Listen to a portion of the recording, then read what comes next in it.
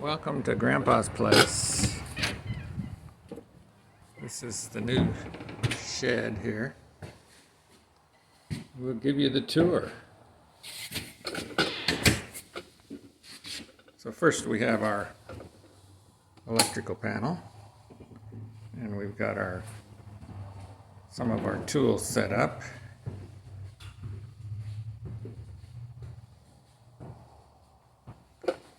And we have our big door with cross-ventilating windows. And we have our interesting little lock. So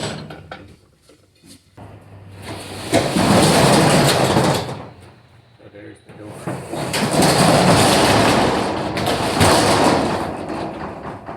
And one of the things that's a little different on this shed is the storage units.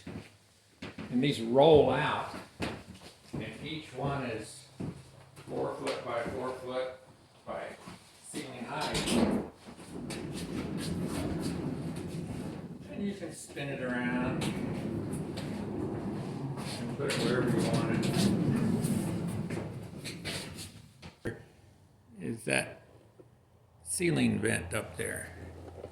And you wonder what that is. That's my solar heater. So there's a fan in there, and when you flip this switch, the warm air from up in the attic flows out here and warms your shed up.